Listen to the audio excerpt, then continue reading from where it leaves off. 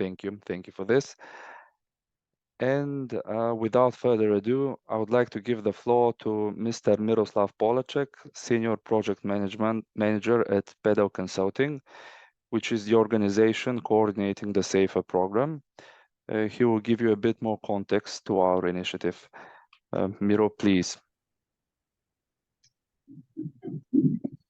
Thank you very much, and a very warm welcome once again to everybody. I'm sorry, it seems that we have somebody. Maybe a quick thing. Could you please mute your microphone if you are not speaking, just for the sake.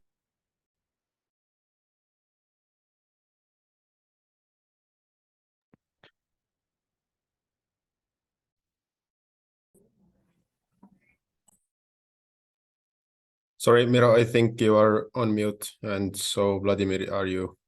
Okay. Yes, here I am back again. So effectively, we sorted the issue of muting all the others, but not the speakers. But here we go again. A very warm welcome once again to all the people participating. It is my pleasure to welcome you at this webinar organized within the SEIFA project. I would like to thank you, our partners from the BRCCI, for organizing this webinar.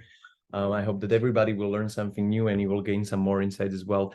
As far as our initiative is concerned, this webinar is taking place within the SEIFA project. As Vlad mentioned, SEIFA is a funded project of the Horizon 2020 initiative. So the former or one before program of the European Union aimed on research and development. And it's a two-year project, two-year initiative that is slowly coming to its end, with the main aim, as we're gonna discover in a couple of minutes, of supporting and incentivizing the decarbonization of the built industrial environment. But not only this, but also funding the green project, the sustainable energy projects in the countries of the Central and Eastern Europe. And on one hand, the aim of the project is to establish a fund that was successfully launched 2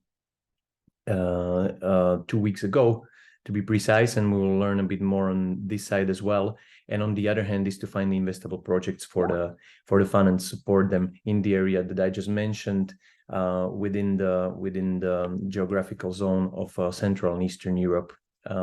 We have a couple of other features that are packed with this. If you registered and maybe checked out the SEIFA platform that we have, the GND platform, there is also the interactive IT platform that will support this whole investment process. So I invite you maybe to subscribe in there if you have any investable projects in view. And not to take it too long, let's dive straight into the webinar. And if you are interested to know more about SEIFA, please don't hesitate to turn to me or the colleagues from BRCCI or SEIFA Estonia. That's all from now, and thank you once again. It's a pleasure to having you on board, and I hope you'll enjoy today's webinar and learn something new. Thank you very much, Miro. Thank you for this introduction, and thank you for letting us know the great news of the establishment of the fund. It's great having you here. I would now invite Mr. Henrik Plum, Senior Management Consultant at Civita, who will present on some of the key topics for today. Henrik, the floor is yours.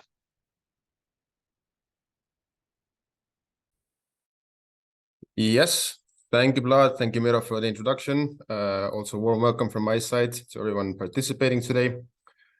Yeah, as was already briefly mentioned, the topic in general is quite wide, lots of things to cover, but the idea is to sort of touch briefly upon all of the main, let's say, more important topics, and show some, let's say, examples also on how sustainable investments and dealing with the questions can actually benefit the companies and the society in general. A bit about my background, Vlad already mentioned. I'm a senior management consultant in Civita, specifically Civita Estonia.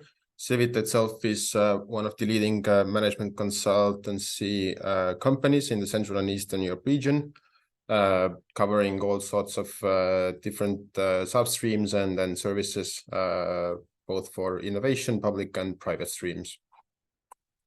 But without further ado, maybe we'll jump into the contents. The agenda for today would be, let's say, 3 main topics. The first is about development of sustainability aspects and, let's say, sustainable financing in general. Then it's sort of tying it all together with how to actually align the business plans and create a strategy for a, let's say, company or a project who is taking up the path to developing a sustainable project and also looking for financing it. Then for this, I will get back to it later, but it's important to have a clear vision, set a concrete action plan, and then we'll also touch a bit about how the additional value can be created through sustainability aspects. And then finally about the funding methods. One of them, as Vlad mentioned, is the same Sustainable Energy Investment Fund for what we're here today. And also great news and congratulations to all the partners for actually being able to launch the fund 2 weeks ago. And after my presentation, Eleonora from BRCCI will also expand a bit more about the funding opportunities on the European level. But going to the first topic in today's agenda is the development of sustainability aspects and different financing mechanisms that are available to fund sustainable or, let's say, green projects. But first, it would make sense to cover a bit about the sort of how the development of sustainability regulation in Europe has shapen up. It was initially, let's say, in 2015, when the United Nations 2030 Agenda for Sustainable Development was launched. This is basically what we now know as the 17 Sustainable Development Goals, according to which companies can align their activities and contribute to common goals on the let's say, on a global level. So basically, the United Nations 2030 Agenda was a universal call to action to end poverty, protect the planet, and ensure that by 2030, all people in the world and companies with their actions are able to enjoy peace and prosperity in the economy in general. Now, going a bit more detailed, the same year was the Paris Climate Agreement, which the main goal is to basically understand that there is an increasing issue of greenhouse gas emissions, and therefore, according to the signed agreement, the goal is to reduce the global GHG emissions to limit the global temperature increase during this century by 2 degrees or even further 1.5 degrees by the end of this century. All of these 2 activities actually led to the European Green Deal in 2019, a package of policy initiatives which basically create the incentives and set the aim on the path to a green transition of the whole European Union, with the ultimate goal of reaching climate neutrality by 2050. And now looking, let's say, the 2 latest developments in 2021 and 2022, starting first with the Fit for 55 package, for which the main goal is to once again promote the sustainability aspects, drive the green transition, and decrease the greenhouse gas emissions in the European Union by at least 55% by 2030, comparing to the emission levels in 1990. And lastly, but definitely we'll see more developments on the European Union level in the upcoming years, but is the REPowerEU plan, which is an initiative started after the war between Russia and Ukraine. And the sole purpose of it is to minimize the dependency on Russian fossil resources and accelerate the green energy transition throughout the European Union, with aim to developing alternative fuels, aiming to find new circular economy solutions, and also then contribute to the Fit for 55 emission decreasing targets. But maybe to take a step back and actually talk about what is a sustainable investments and why they're actually important. Sustainable investment, by definition, can be divided into three. It is, let's say, an investment or a project that is contributing to an environmental cause, either reducing the greenhouse gas emissions, creating circular economy solutions, or enabling different biodiversity solutions in general. From the second perspective, it can be an investment that is contributing to a social objective, be it, let's say, tackling inequality, increasing social integration, labor relations for the general, let's say, people. And then thirdly, it can be an investment contributing to human capital or economically or socially disadvantaged communities, provided that such investments for other sectors or for other purposes do not significantly harm any of these objectives. So these are the main three sort of definitions of what a sustainable investment is. We're mainly talking for SEIFA and in general about the first bullet, so with regards to environmental aspects. However, this is not limited only to that. SAFE will, of course, account for the all these, let's say, sustainable investment definitions and the goals of achieving them. But why maybe sustainable investment is important can also be, let's say, expanded by three main points. Firstly, there is an increased demand by new generation of people and both investors who are concerned with the ethical investing, that funding activities should and need to make a positive impact on the environmental and social aspects and drive the change in general in all the industries. Secondly, sustainable investing encourages companies to also embrace different sustainable principles, which can provide, let's say, long-term better financial goals, or also, say, in social terms.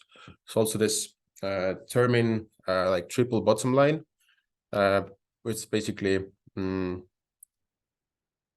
metric or sort of a description of a situation where company's performance is evaluated in addition to financial earnings. It also accounts for different environmental and social results that should sort of describe the success of a company and not focus only on the earnings parts. And thirdly, sustainability promotes the existence of purpose-driven firms that make the social and environmental impacts that basically go beyond selling different goods or services, that they're basically tackling a bigger problem in the society and in the economy in general. So this is basically illustrating the why sustainable investments and the topic in general is increasing more and more in all the sectors around us. I will later also show some real life examples on why this is important and how this is reflected in company results.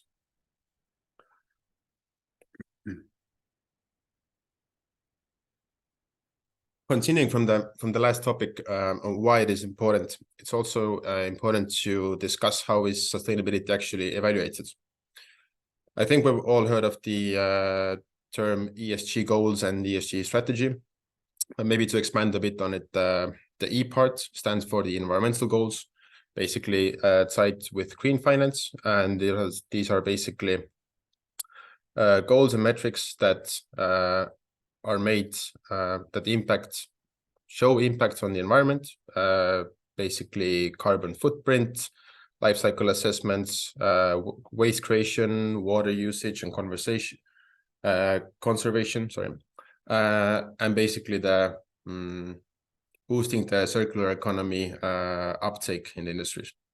Secondly, it's the social aspects, basically impact on society and how it advocates for social goods and change, such as human rights, racial diversity, health and safety, and community engagement, and let's say minimal harm done to the community in general.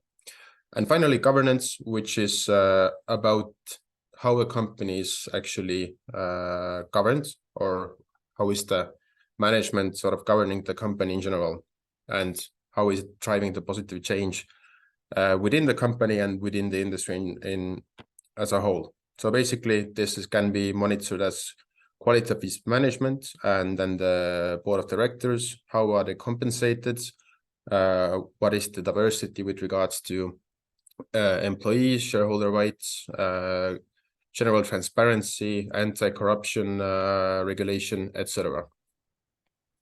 And this is all tied together with actually the next topic, which will be the sustainable what is sustainable financing in general.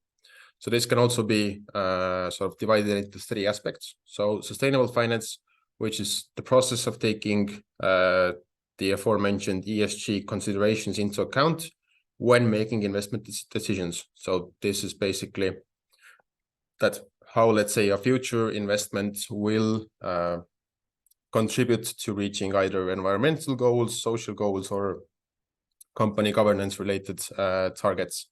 This is in let's say leading to more long-term investments in the companies and then in projects in general. Then green finance is the use of financial products or services within development projects that create environmental results and benefits, basically focusing now only on the environmental aspects. And then finally is a term like transition finance, which is financing different investments, projects, companies to basically create a better situation compared to today, that where we have high greenhouse gas emissions or other environmental issues or impacts that basically help this company or this project to transition from the current as is case to a climate neutral and more sustainable solution in general. Then what are the maybe key sustainable financing instruments? Of course, I will touch more about the equity funding part later, as this is part of SAFE, but from the debt financing part, there are basically 4 different types of instruments. Basically green bonds, green loans, and then the sustainability linked loans and bonds. So going one by one, green loan is basically financed by banks and financial institutions, are meant for sustainable, environmentally friendly purposes. Like I mentioned before, reducing greenhouse gas emissions, contributing to a green transition in society, developing new environmentally friendly technologies, or creating circular economy solutions. Then green bonds, which are typically bigger in size compared to loan financing, are a fixed income instruments meant to be used in projects to similarly create a significant contribution to environmental objectives. It's just basically the difference as we have in loans and bonds in general, in terms of conditions and basically who will be issuing them. And then lastly is the sustainability linked bonds and loans. Similarly, as I mentioned for bonds, it is the same for sustainability linked bonds. However, there is this extra, let's say, characteristic that the financial and structural characteristic of how the bond is issued vary depending on the set ESG goals and how the company will actually reach them with the help of this. And this is sort of this will sort of change a bit the conditions on which the bond is given. And similarly to loans, basically sustainability linked loans is an instrument sort of which incentivizes the borrower's achievement of ambitious predetermined objectives and key targets with regards to the ESG policy. And now maybe sort of to summarize the whole sustainability aspect and why it's once again important. It's basically there are 3 spheres from which to look at: the society, the company itself, and then basically the regulation, which are all briefly mentioned. But now jumping into maybe, let's say, more concrete evidence of it from the society's perspective, that sustainability is actually no longer, let's say, a nice to have thing. It has become sort of an expectations for the society in general. Basically, be it affected by consumer demand, talent attraction, consumer loyalty, or even willingness to pay. there are 4, I would say, really good examples of, let's say, success stories, how sustainability-linked activities have either contributed here to the society. For example, there has been a 71% rise in online searches for sustainability goods globally over the past 5 years, and the trend is increasing as we speak. Then 72% of the millennials inspect the company's environmental, let's say, policies, impacts as part of the job application process, so that they have a clear understanding of where they're applying to work. The company has clear messages, clear communication, and clear goals set in terms of sustainability and the green transition in general. And then the 2 last ones with regards to consumer loyalty and willingness to pay. It is estimated that, let's say, 1 in 3 consumers have either limited their purchase or stopped purchasing completely products by certain companies due to their sustainability issues, due to ethical reasons, so on and so forth. And similarly to the willingness to pay, at 55% of EU consumers are ready to actually pay the premium price for products that actually have clearly communicated their environmental goals, their social goals, and actually actually create the needed impact as well with this product. So basically, avoiding any sort of greenwashing in general.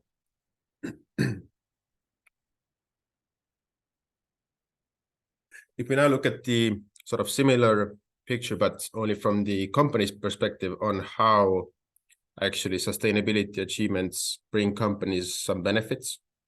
This can be, let's say, explained either via cost reductions, access to additional financing, increased efficiency, and also down until the supply chain risk reduction. Basically, there are estimations that the value at stake in supply chain sustainability can be as high as 70% of the company's earnings. A real-life example from the US company Walmart, that's increasing their delivery fleet's efficiency by 50%. They're actually, let's say, have a clear, proven monetary save of more than $1 billion already back in 2016. So basically, if we would consider these numbers now, would guess that there is an even higher result for this one. And then with increased efficiency, a good example from the sports manufacturer Nike, whose innovative product line called the Flyknit resulted in actually 16 million kilograms of avoided waste between 4 years back in 2016. And then with regards to, I mean, as we're here also talking about access to financing, then sustainability is a continuing trend and an important factor that also positively affects the access to finance and also different financing methods on the market. So according to an Ernst & Young study already back in 2015, almost 60% of investors actually view non-financial disclosures as essential or highly important to making an investment decision. So basically, a company that has aligned their strategy and their goals is sort of having a better valuation from the investor's perspective. Now, as I mentioned, the first one was about society, the second one about company sort of benefits, then the third part, which is regulation, which is sort of not avoidable, but basically also pushing towards more sustainable action. Under the before mentioned EU Green Deal initiative, and basically 3 most important regulations. So the Corporate Sustainability Reporting Directive, and the Sustainable Finance Disclosure Regulation, which are, and also the EU Taxonomy, which are all highly important. They are mandatory, but without going too much in detail today, as this would need a separate webinar, at least as long as this one, then I will only talk about the EU taxonomy activities, because this one is directly related also to SEIFA's activities, and then the companies to which they plan to invest into. So the EU taxonomy has more than 100 defined activities. Taxonomy covering all types of activities, starting from energy, manufacturing, transportation, up to entertainment, arts, recreation, IT, and communication activities for companies that are sort of within the taxonomy definition, and these activities can be funded and considered as sustainable activities under the regulation. How the taxonomy basically sort of evaluates activities is a technical screening criteria to determine that the activities qualify both environmentally and socially sustainable. So there are basically three main steps in order to be or become taxonomy aligned. The project or company in general needs to make a substantial contribution to one of the 6 listed environmental objectives. So these are climate change mitigation, climate change adaptation, sustainable use and protection of water and marine resources, general transition towards circular economy solutions, prevention and control of different types of pollution, and then the general protection and restoration of biodiversity. Now, if the company's activity makes a substantial contribution to at least one of these, then all the activities must also cause no significant harm to any of the other 5 listed environmental objectives. So basically, there is one objective that the activity is creating a substantial contribution, and then the rest will either have a positive contribution or they won't do any harm to it. Do no significant harm is also a topic that can be explained and discussed much more in detail, but this can remain for a separate webinar perhaps in the future. And then the projects must also thirdly meet the minimum social safeguards set by different institutions like the OECD, the United Nations, the International Labour Organization, etc. And so, how to maybe put all the aforementioned topics to practice, and how actually companies can align their strategy and their business plans in this light to be suitable for, let's say, sustainable investments in the future. I would say there are 4 main steps for strategy setting. The first and the most important one is project definition.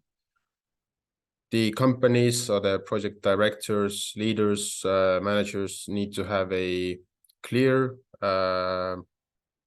understanding of the project in general, what it is about, what it is tackling. There should be thorough analysis to evaluate market gaps and opportunities, be it on a industry level, be it on a country level, just that there is a clear goal and a clear action plan that will be created as a result of this strategy creation. Second is the growth strategy development, market positioning, growth plan development. This includes a thorough creation of a business plan and detailed financing of the project, including who will be the main main stakeholders, who will be the main sort of user for the end product, and then thirdly will be the alignment on sustainability.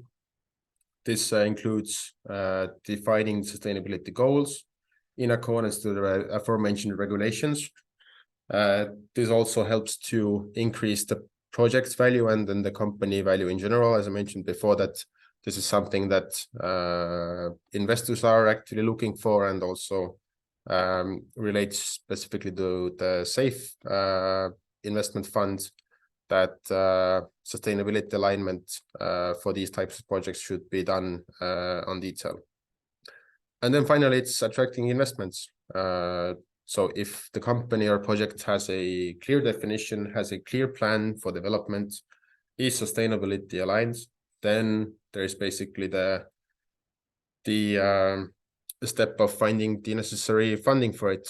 This can be either public grant schemes, investment funds, debt financing, as I mentioned before. So these are the main 4 steps, how to set on the path to create a sustainable project.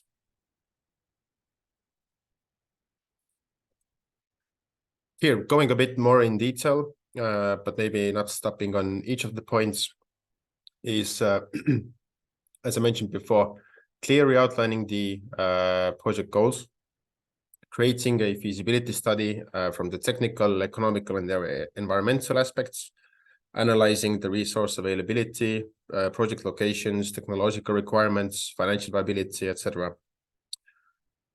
Identifying potential funding sources, understanding the necessary criteria and requirements to be eligible for either a equity investment or going for a grant scheme, for example, that Eleonora will later also brief you about. And also considering exploring different partnerships or joint venture opportunities with companies who have already been established or are already working actively in the same industry or in the same field. The same financial viability and actually the sort of viability and profitability of the project should be described both in the business model and the financial plan, which also includes a thorough risk assessment by identifying all potential challenges related with the project, be it from the technological side, stakeholder management, business risks, financial risks, etc. Creating a good, let's say, having a good understanding of the risk related to project implementation, and also having a contingency plan, mitigation measures is a good way to ensure that once the project is in implementation phase, all of these will have a less significant effect once, if they should be happen within the development. So basically, summarizing what I just talked about, the project sort of creation and implementation and the sort of pre-work, there are 4 practical analysis steps to follow. This now goes a bit more into, let's say, sort of the basics of, let's say, market research or a company business plan creation. However, having a good understanding and knowledge of these is extremely important to have the whole project view in place before the implementation and before the funding part. So starting with the market analysis, the goal is to, even by having secondary data analysis or desk research, consumer or customer service, this is to validate the business idea. Where are the potential market gaps? What are the opportunities? Will the solution be marketed towards a business consumer or a private consumer? And basically, the key of this analysis is to understand what are the trends driving the market, what are the key market segments, what are the expected trends in the upcoming years, and what is the market growth, just to set the scene for the project idea or for the product that will be produced. Based on the understanding the sort of region or, let's say, industry where the planned projects will operate, is then also important to create the growth strategy, or strategy in general. This would sort of help to answer the following questions, like which are the key markets or segments that will be entered and will be tackled? What is the right business plan, business model for the idea? What is actually the unique value that will be offered to the clients or the society or the economy in general? How it differentiates with other competitors in the market? What is the pricing strategy if it's a tangible product, and what is actually sort of ending that? What is the action plan for getting this strategy to work in favor of you, and what needs to be done, you know, in order to implement this one? Then it's, let's say, having set the scene, having a clear view of where to move on with the company strategy. It is always important to touch upon the financial aspects as well, as this is something highly important for different funders of the project in the future, be it either public funding, be it private funding, be it debt financing. This is something that's highly important. And for this, having a, let's say, a clear financial plan, mapping out everything from production to unit level cost, basically, mapping out all the overheads, mapping out the need for employees, etc., helps to sort of answer the questions like, does the company have the necessary production capacity and the human resources to support the growth if it's a already existing company and planning to, let's say, expand into a more sustainable production line or new products in general? How does it fit with the general company strategy?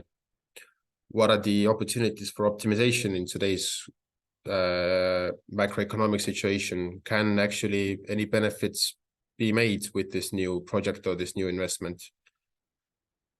What is the need for investment to implement the growth strategy and the initial investments? And how does the project in general help the company grow in value, and sort of what will be the bottom line effect of this, let's say, new plan or new investment? And once having these three parts, let's say, a clear picture about these three parts, it's about attracting the investments.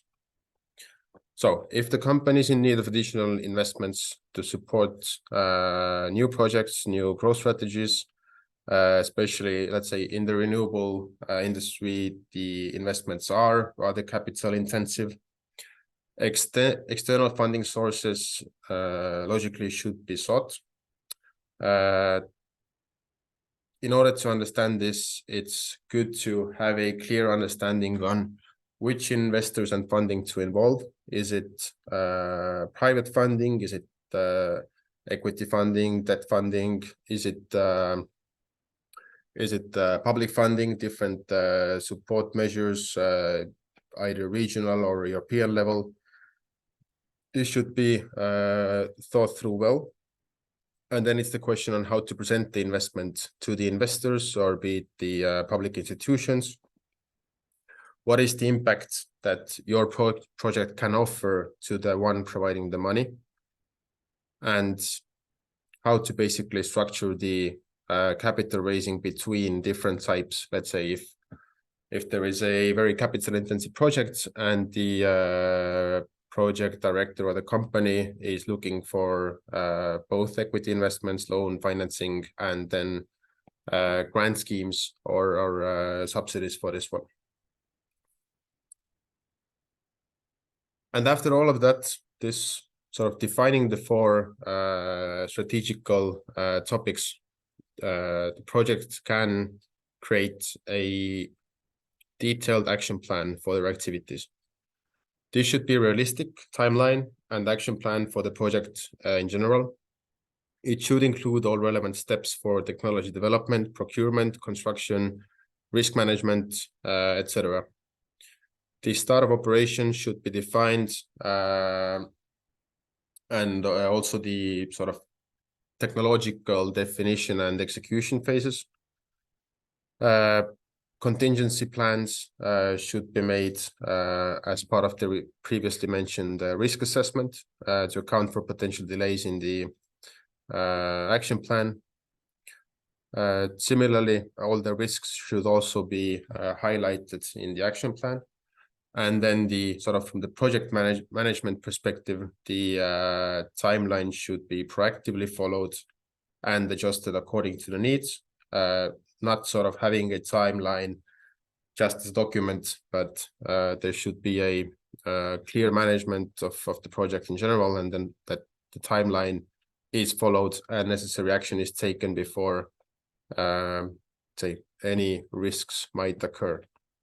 And on the left is a real-life example of a project timeline in the renewable energy and circular economy solution, basically highlighting the preliminary activities up until when the construction of the project will begin and when the actual production will commence. And then finally, for the the business plan and strategy alignment part is creating value through sustainability.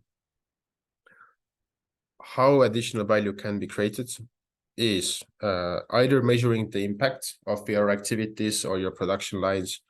This includes carbon footprint analysis, life cycle assessments, impact avoidance assessments, or in general, how the project will contribute to different socioeconomic goals or targets.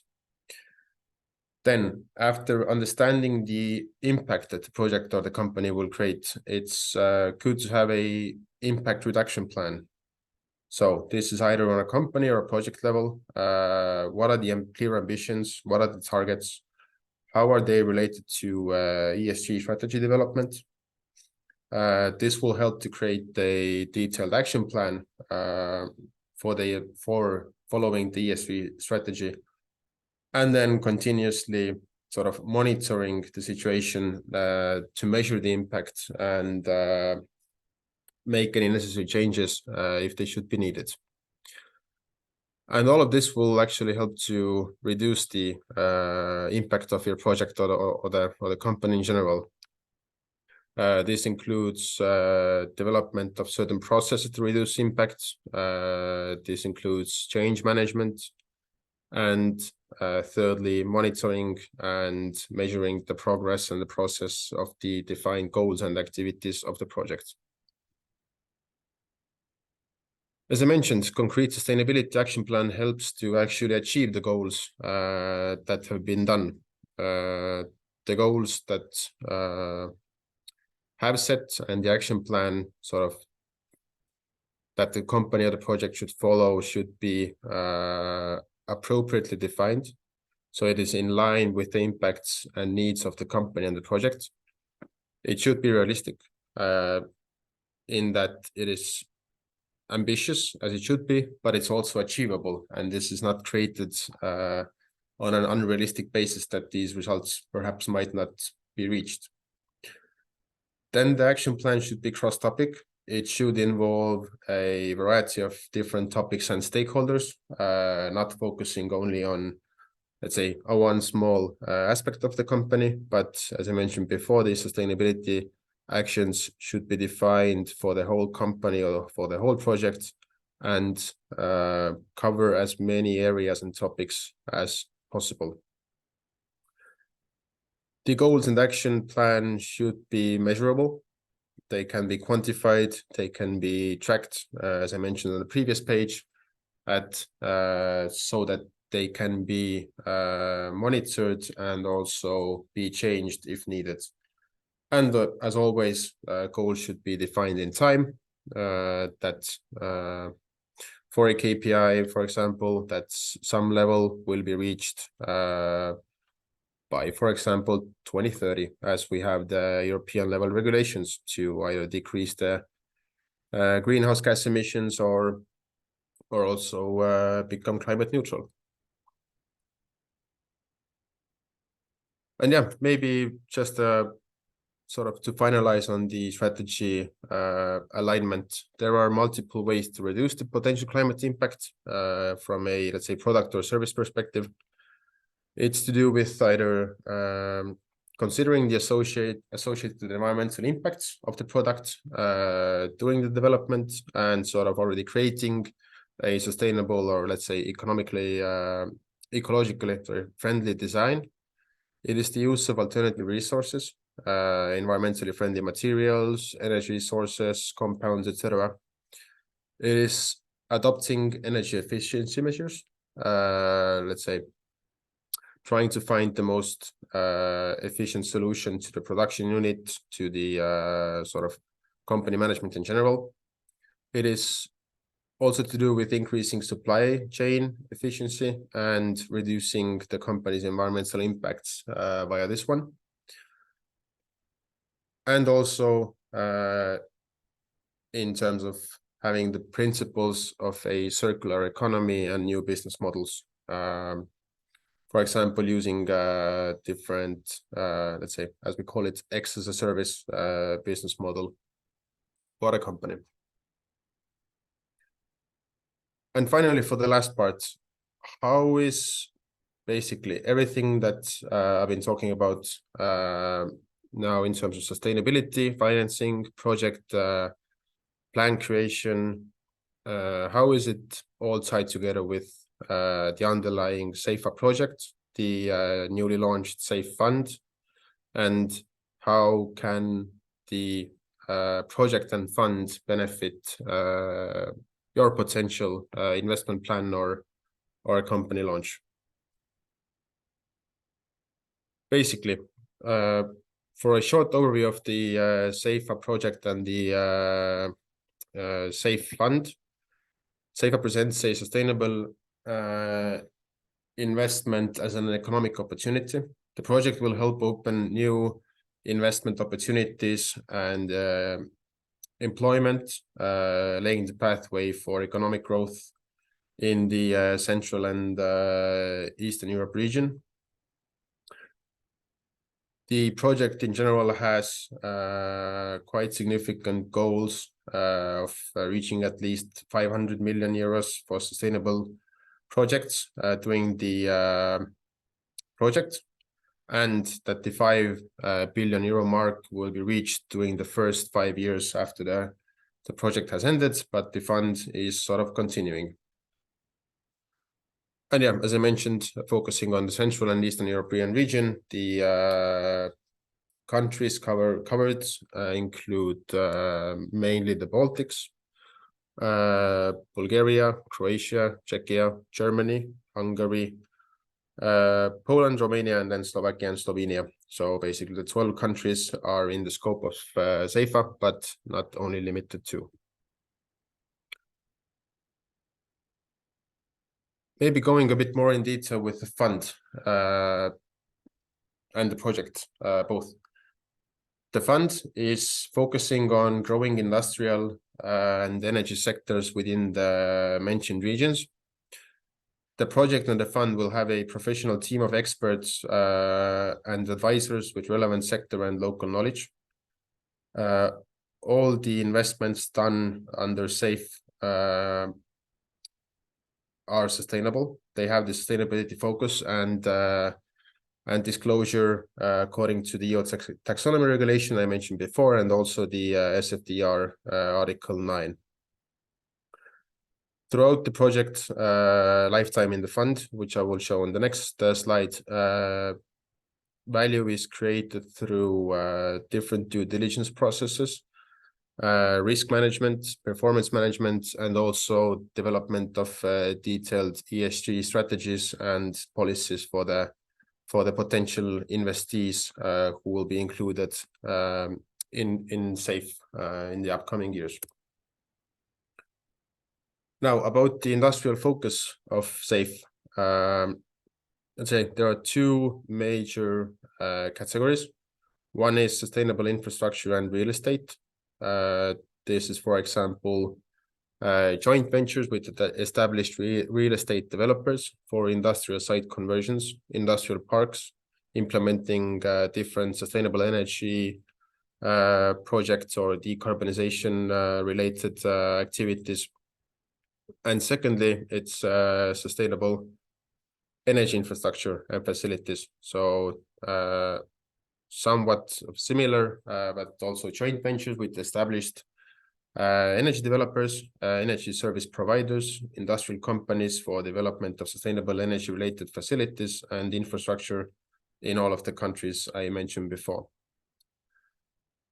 And as in the beginning, I mentioned about the, I talked briefly about the debt financing, and that SEIFA will be focusing on equity financing. Then SEIFA's focus will be in equity or mezzanine financing, financing up to, let's say, starting from 10 million euros per project or company up to 30 million euros. However,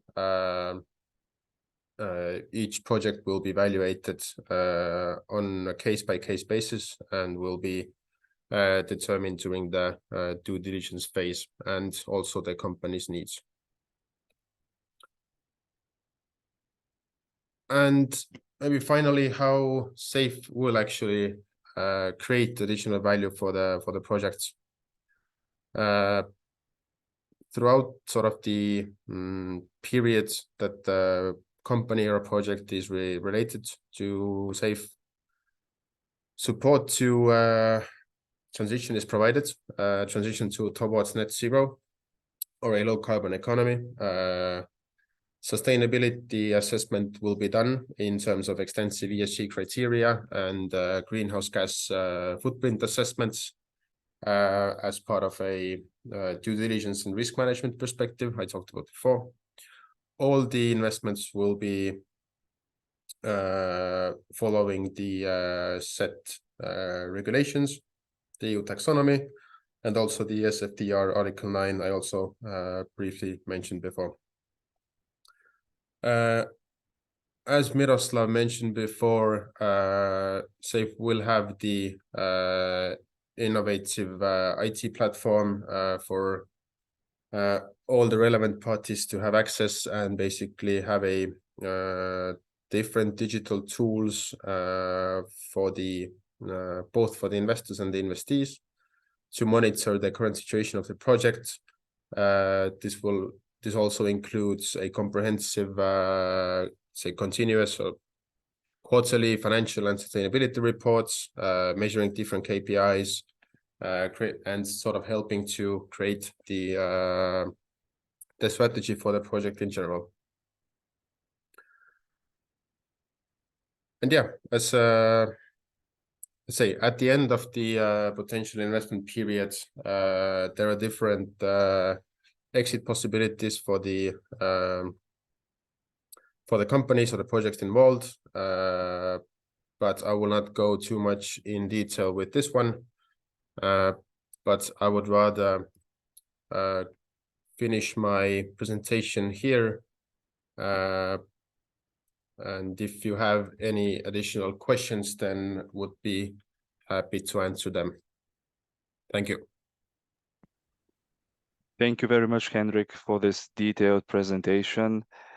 Yes, of course, we will have a question and answer section in the end of the webinar, and we'll welcome all questions and address all of them.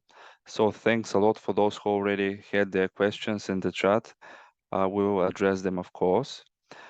Now, without any other delays, I give the word to Mrs. Eleonora Ivanova, CEO of the Bulgarian Romanian Chamber of Commerce and Industry, for the next presentation.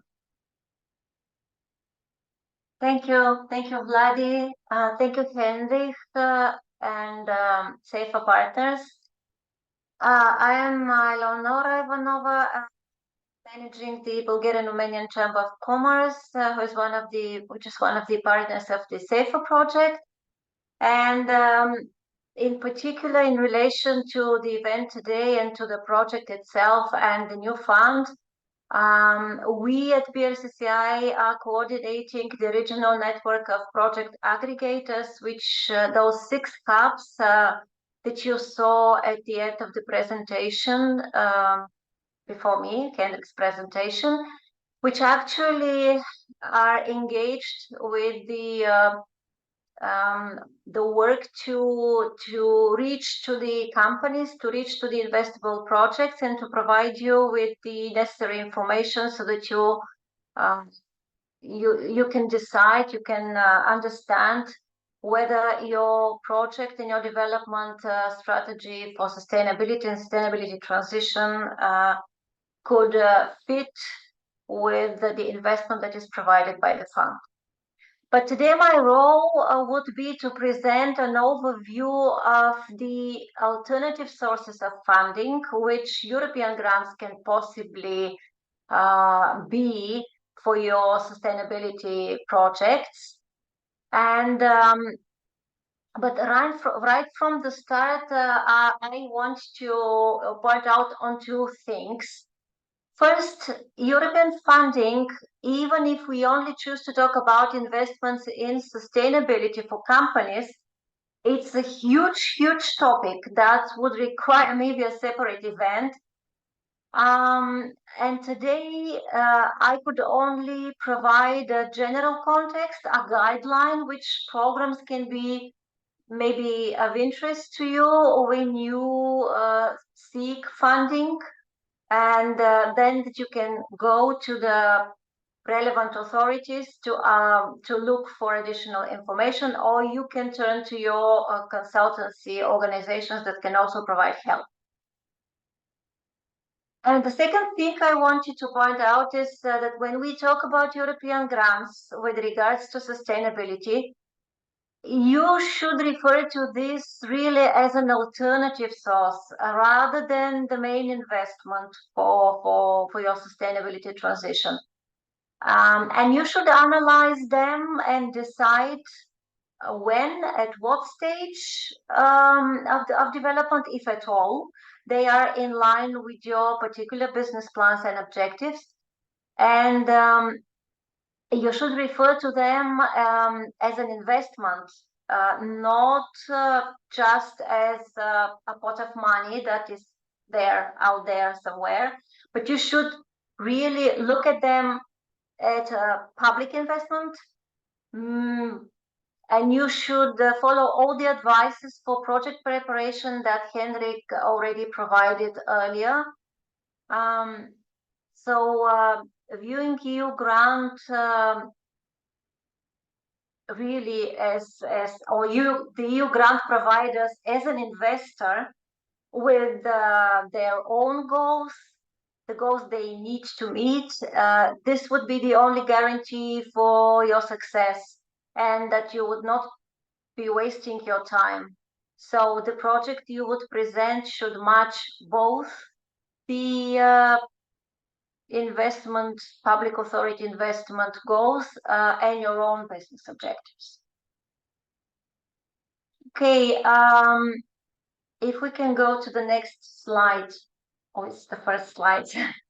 So from beneficiary point of view, it is important to know which funds and programs can be accessed at which level. So in this regard, there is one main difference. Some of the funds are distributed on a country level through different programs. So the EU, the European Commission, sets the general context, the targets, the budget, but the details are elaborated by the governments of each EU member state. So the country official structure different programs with which they tackle local needs and local challenges, and they meet local priorities. The other group of companies, the other group of funds and programs, they are managed on a central level, directly from Brussels. In most cases, this is via designated agencies operating the different funding streams. And some funds and programs work on trans-regional, transnational level, with a management authority in one country that operates the funds for all the countries included in that program, which is the case, for example, for the Interreg programs, so the cross-border cooperation programs, the Danube program, and similar programs like that. So, tackling in practical terms the programs that are operated on a local country level, if we talk about them, the grant funding can be both for more conventional projects or more regular type of modernization investment projects, as well as innovations and early stage innovations and startups. While most of the programs working on a central level, they are looking more on novelties, on innovative solutions, on breakthrough technologies. So maybe this would be something that you need to have in mind when analyzing your suitable funding streams. Also worth to know about European funds is that those funds focused at sustainability, they are available to companies in different ways. So most attractive, of course, is the direct grant financing they would provide. But funds are also distributed in the form of indirect or in-kind support, like consultancy assistance. It can go to accelerator type of organizations, etc. And also a major part of the funds is co-invested in financial instruments to help covering or mitigating certain market risks of the financial institutions. So they are normally not provided to beneficiaries in the form of direct grants, but rather in the forms of loans or equity, although there are some cases where at the end of the project, if the project reaches certain impact, they can be the loan. If it was a loan, it could be written off as a grant. So further on, please next slide, I will focus on a few of the EU funds and programs that you can use to support your company transition towards sustainability. Can you go to, yeah, please. It is important to understand when analyzing the different opportunities what type of support each of the program is providing, whether it is for infrastructure, whether it is to acquire equipment, or it is for a research or innovation project, or it is for investing in human resource development. So the majority of the projects, which is also important to know, especially those focusing at the businesses or open to companies in the field of sustainability investments, they do not provide 100% grants. They provide mostly co-funding, and the co-funding in most of the cases can be half of the cost of the projects, or in some cases, let's say if we're talking about innovation projects, it can go above that. But yeah, view them as really a co-funding source for your projects. Next slide, please. So the first big group of European funds, the so-called European Structural and Investment Funds, which is actually linked to the EU cohesion policy. They invest in projects related to business infrastructure, equipment, could be research and innovation, could be human resources.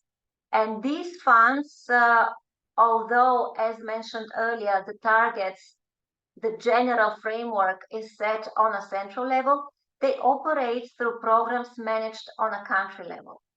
In particular, the Cohesion Fund, the Cohesion Fund support investments in environment and transport in only 15 of the European Union member states, and these are the less prosperous EU countries.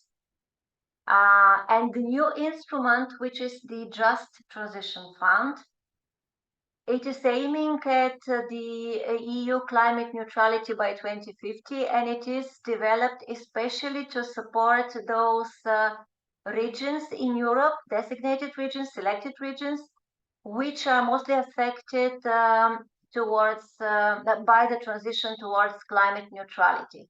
The idea is to avoid the further increase of disparities for these regions compared to the development of all EU. So basically, in order to access these programs, in each country there are several programs.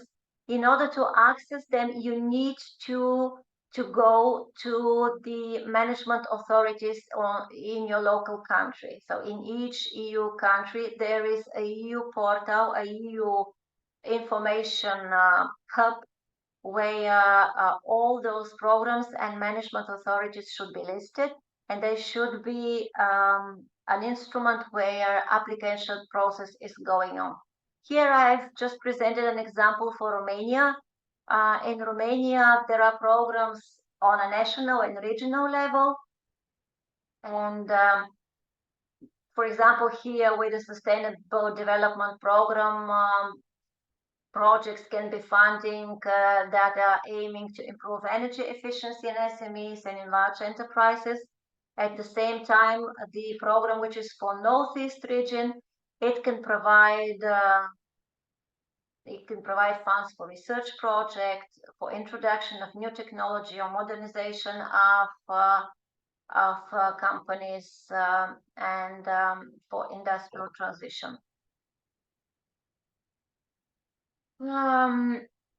So next slide, please. Next is the Recovery and Resilience Facility. This is something that you should all know about, because this is a special instrument that each of the EU member state country has, and it was a response for the COVID crisis, but also it's a crucial element, is a crucial funding source for implementing the Repower EU plan. And this is also a tool which is operated on a local level. So to benefit from this support, each country have already submitted a national recovery and resilience plan. And this plan is outlining the reforms and the investments that will be implemented by the end of the year 2026. And in each of these plans, there is 37% of the budget, so 37% of the budget of this plan is dedicated to green measures and green investments. So here again, you need to check for the specific opportunities on a country level. And here I have selected an example from the Bulgarian Resilience Plan. This is something that is upcoming. And there is an investment in 1,004 to 5 megawatts of new renewable energy installation and 350 megawatts storage facilities to be integrated in the national electricity grid. And this is going to happen through a competitive process and distribution of direct grants to entities who would qualify to develop these energy installations. Next slide, please. Going to the more large-scale projects, I need to mention here two funds. First, the Modernization Fund, which is again a tool dedicated to support 10 member states, not all member states, but the 10 member states that you see on the screen, to help them particularly meet the 2030 energy targets, and to help them modernize their electricity systems, to improve energy efficiency. Basically, from this fund, Romania and the Czech Republic are the biggest beneficiaries, followed by Poland. There are also already projects that are supported, or at least not yet implemented, but already funding has been devoted to them. Again, the procedure for the application procedure starts on a local level through the governments of those countries, and then it is decided on a central level. The funding can cover up to 70% of the relevant costs of the so-called non-priority investments. So there are two types, priority and non-priority, but for non-priority investments, large companies can qualify as long as the remaining investment, the remaining costs are all financed by private legal entities. So the governments of each of those 10 countries can decide how exactly to spend these grants. These funds can be used directly for grants into the legal entities, or it can be for support schemes, like say re-granting type of schemes, could be also guarantee instruments, could be loans. And the type of projects normally to be supported here relate to generation and use of electricity from renewable sources, can be to improve energy efficiency, including in transport, in buildings, can be energy storage, can be modernization of energy networks, can be support to carbon-dependent regions, those regions that are also supported by the just transition. Connecting Europe facility is something very specific. It's a specific instrument that goes for large-scale projects in 3 topics. This is energy, transport, and digital area. But all 3 streams actually have the sustainability topic as a bottom line. And there is a special new element here, which is cross-border project. Basically, these projects work on the priorities for EU connection. These are EU backbone infrastructure projects, if we can say so. But still, a separate company if it's a large-scale project with a dimension which is more than just a national importance, can still qualify. And here we're talking about smart energy networks, integration of renewable energy into the energy network. We are talking about cross-border carbon dioxide transport and storage networks and similar kind of projects, infrastructure projects for works mainly, but also the fund supports preliminary studies and designs, detailed designs and preparation, let's say, type of projects. So next we are going to the Innovation Fund. Next slide, please. Innovation Fund is the EU funding program for the demonstration of innovative low carbon technologies.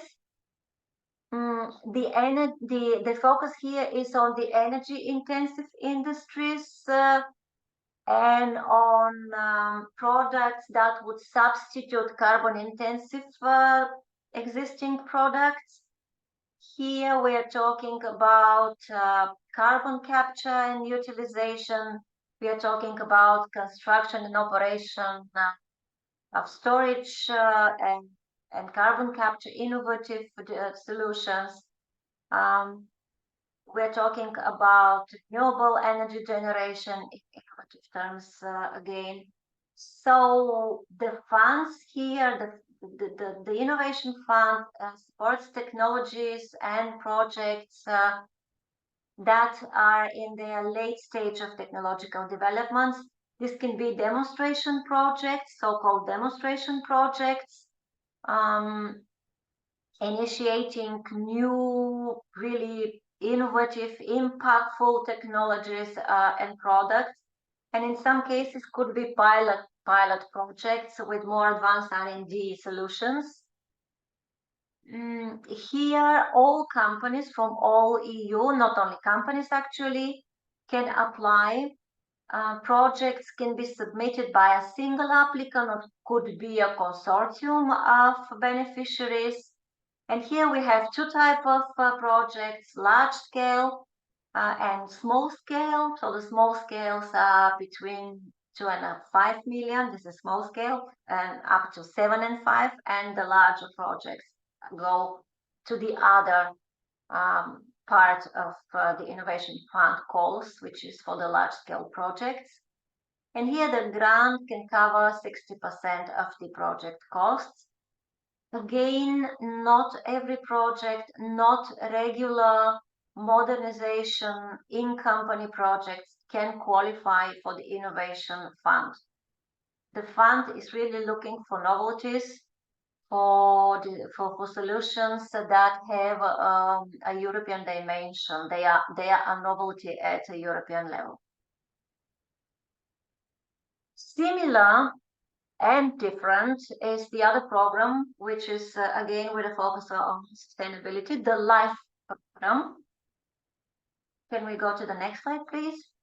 LIFE program, maybe you all know, it is quite often associated with universities and institutions, NGOs, public authorities, but companies can also benefit from the LIFE program, bringing their green products, technologies, and here they can also be part of a LIFE project, let's say of a larger consortium, with their demonstration technology, and be part of a project with a pilot aspect. So you see these are the different dimensions of the LIFE program, and there are calls, still open calls, by the way, under the LIFE Clean Energy Transition. The call for grants is opened until 16th of November, and it grants up to 90% of the costs of a project. But one interesting aspect of the LIFE program, which is not so well unknown, is the so-called close to market LIFE project assistance. And this is a real example for non-direct grant support. Actually, here companies can ask for assistance for the so-called close to market projects, which should be innovative demonstration solutions with a clear environmental or climate benefit aspect, climate benefit aspect. Could be a waste management project, could be circular economy type of project, could be a project related to resource efficiency, but should be a project which is at a high level of technical and business readiness, which means that it could be easily implemented. It is close to be implemented in market, under market conditions on the market.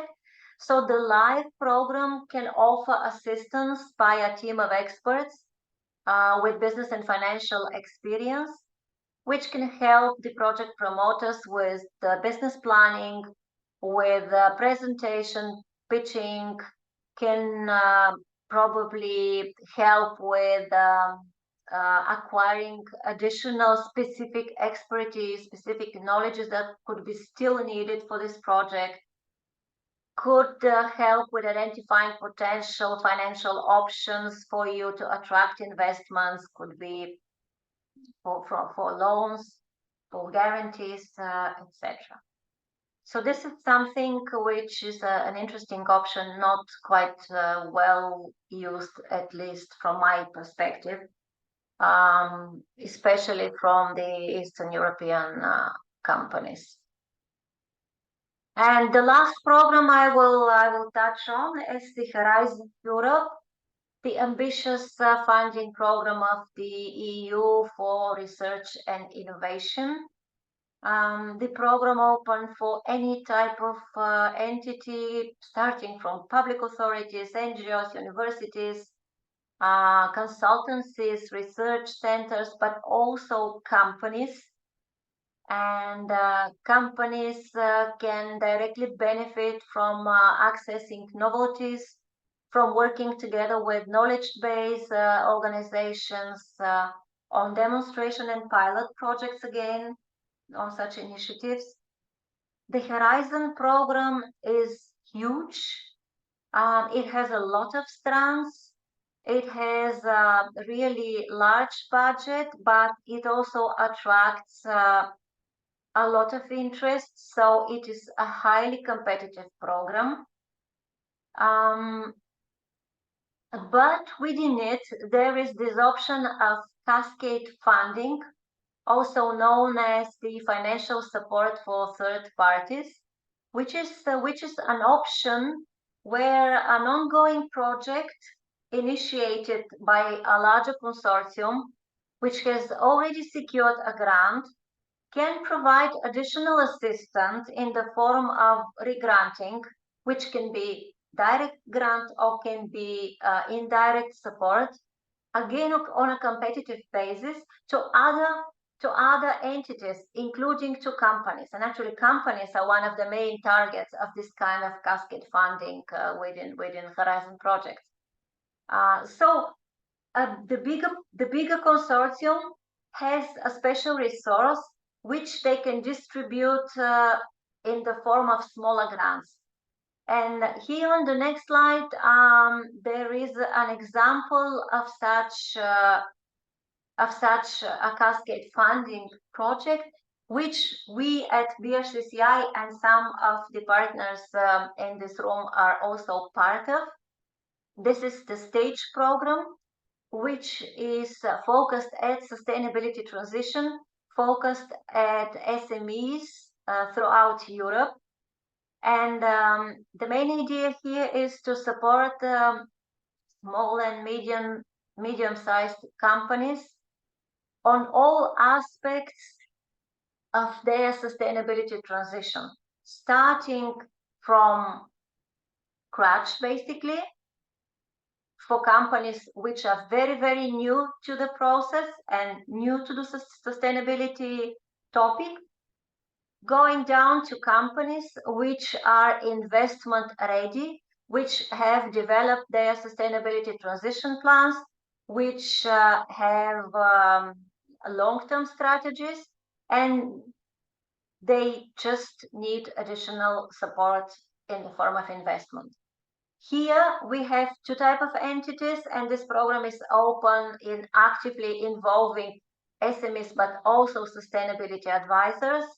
And here we provide support in two forms: indirectly, as already mentioned, in the form of assistance and consultancy, and also directly distributing financial grants, smaller on a small scale basis, for developing investment project plans. So on the next slide, you can see how we can help a company starting from stage 1, as I mentioned, very new to the sustainability topic, to go to stage 8, where they are investment ready and where we as a team can also support them to attract investment also from SEIFA. So basically the fund that was presented earlier is one of the target funds and one of the funds providing financing, providing support in the form of equity or mezzanine for this type of companies that can go through the STAGE program.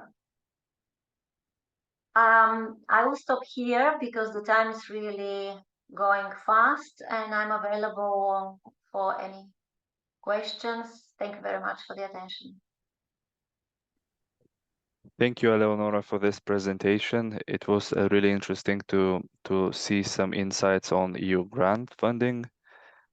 And now to head to some of the questions that we already have, and perhaps we may have some additional ones.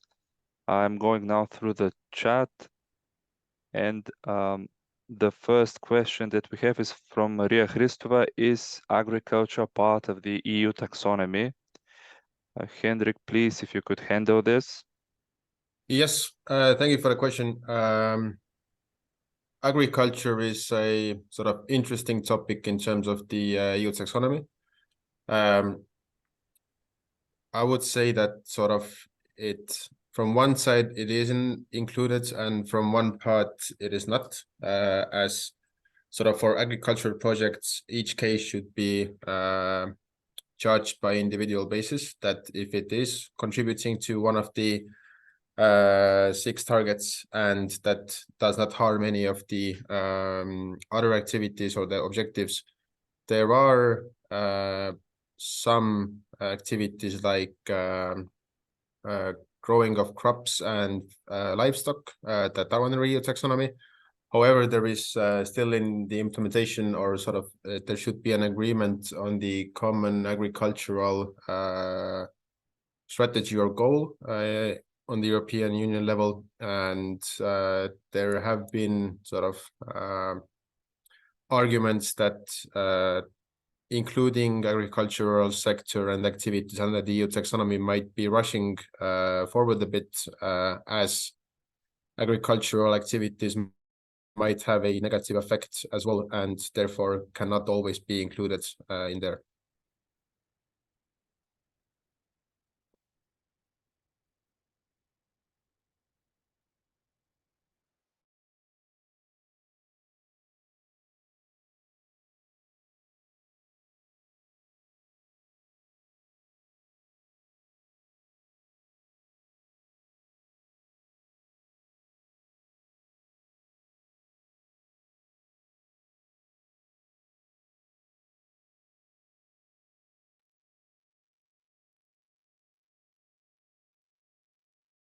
We have another question, I think, which was posted by Anelia Pergot, which I understand she left, but we will take care to answer, okay, and send her the information after that.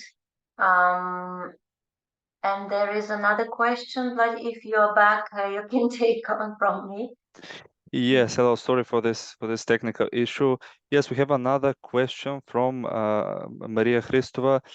How are project activities and the new funding are related to agriculture? Is it eligible? My understanding is that this concerns the SAFE fund, if I'm not mistaken. I would like to take this question to Mr. Donatas Ditkus, if he could be able to elaborate on this. He represents GND, which is a partner on the SEIFA program. Donatas, are you with us at the moment?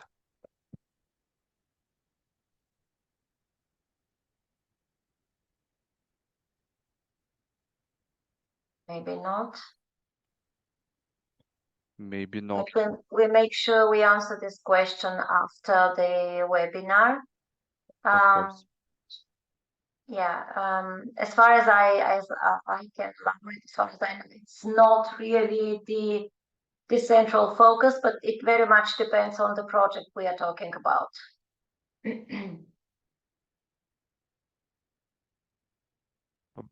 Thanks a lot from these questions. Actually, Mr. Donatas Ditkus just pitched in, and he said that he will provide a answer after the webinar, as he will do a review on the topic. So thank you for this. We're welcome to answer. You're welcome to provide us with any additional questions. Are there any other questions to any of the presenters on any of the topics that you heard about?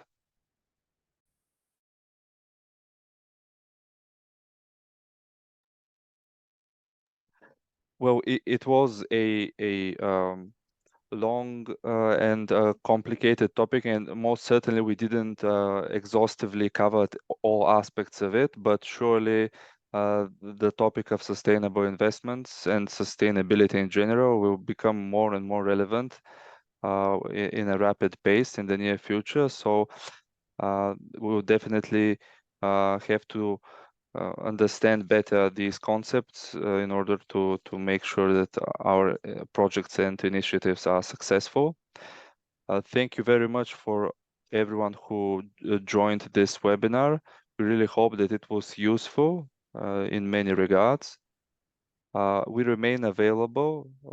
All of the SEIFA program participants and partners are available, and we will be able to answer any of your inquiries.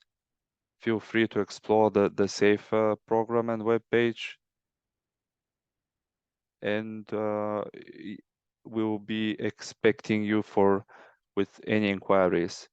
Again, Donatas came back with an answer. Agriculture is part of the EU taxonomy, but we discussed this with Henrik as well, but it's good to have another confirmation. Thank you everyone once more, and enjoy the rest of this afternoon. It was really a pleasure having you.